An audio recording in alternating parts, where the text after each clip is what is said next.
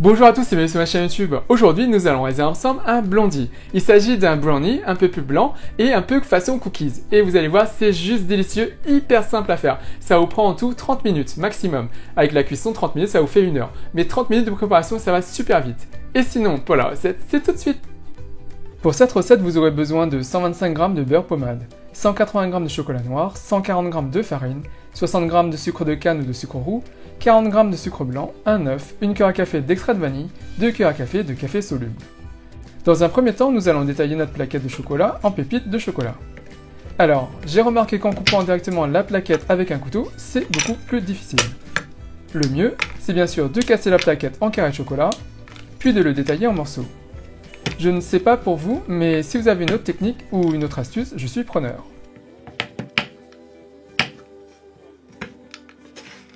Et voilà le résultat pour nos pépites de chocolat. Maintenant pour le mélange.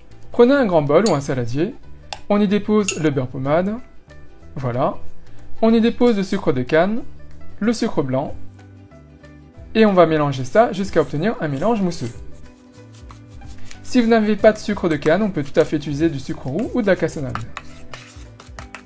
Voilà. Une fois qu'on a obtenu un mélange homogène, on y ajoute un œuf et la cuillère à café d'extrait de vanille. Et on mélange le tout jusqu'à obtenir un mélange homogène. Voilà. Une fois cela fait, on ajoute la farine et le café soluble. Et on mélange encore le tout jusqu'à obtenir un mélange homogène. Vous pouvez bien sûr ne pas mettre de café soluble, mais je trouve le goût meilleur, un peu mocha. Et le fait de ne pas mettre de café et d'avoir mis du sucre roux à la place du sucre de canne vous permettra d'obtenir un blondie plus clair. Et voilà. On ajoute alors les 3/4 des pépites de chocolat. On gardera le reste pour le dessus. On remélange bien pour répartir les pépites.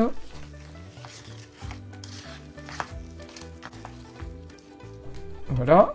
On racle la cuillère pour ne rien perdre. Et voilà à quoi doit ressembler votre pâte. On prend maintenant un plat de 15 cm de diamètre, ou comme ici, un plat de 13 cm x 20 cm environ. On y dépose une feuille de papier sulfurisé pour pouvoir mieux démouler à la fin. Et on y dépose notre pâte.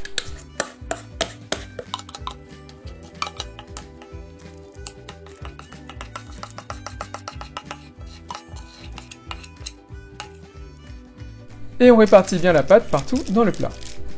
Bien sûr, pour cette recette, vous pouvez acheter des pépites de chocolat, tout fait, ou de mixer du chocolat au lait avec du chocolat noir ou du chocolat blanc. Ou utiliser que du blanc ou du noir ou du lait. C'est comme vous voulez. C'est une pâtisserie, alors autant se faire plaisir avec ce qu'on aime. D'ailleurs, on pourra également ajouter de la noix ou de mettre des cranberries. C'est super bon avec des cranberries. Si vous en avez, vous verrez. Mais bon, ici, on va rester au plus simple. Une fois bien étalé, on va y déposer le restant des pépites de chocolat sur le dessus. Et on les enfonce un peu.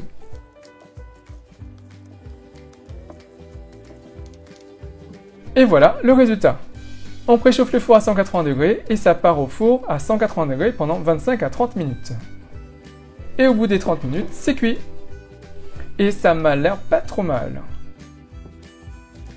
On va se découper une part pour voir l'intérieur.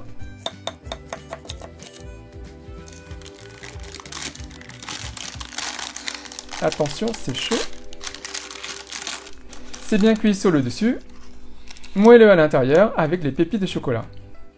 Un gros brownie cookie. Faites-en un et puis pour les prochaines fois, personnalisez-le. C'est à consommer bien sûr avec modération. Et il ne me reste plus qu'à vous souhaiter une bonne dégustation.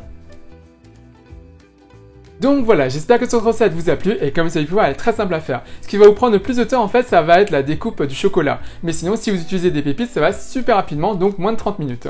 Et bien sûr, si vous réalisez cette recette, n'hésitez pas à me laisser un commentaire juste en dessous, à me dire ce que vous avez pensé. N'oubliez pas de cliquer sur la petite cloche pour être notifié de la mise en ligne de mes prochaines vidéos. Et sinon, comme d'habitude, si vous avez apprécié cette recette, si vous avez apprécié cette vidéo, n'hésitez pas à faire un big thumbs up, à liker la vidéo, à la partager autour de vous, à vous abonner à ma chaîne YouTube, à me suivre sur les comptes Twitter, Instagram et Facebook. Et moi je vous dis à très bientôt. Bye!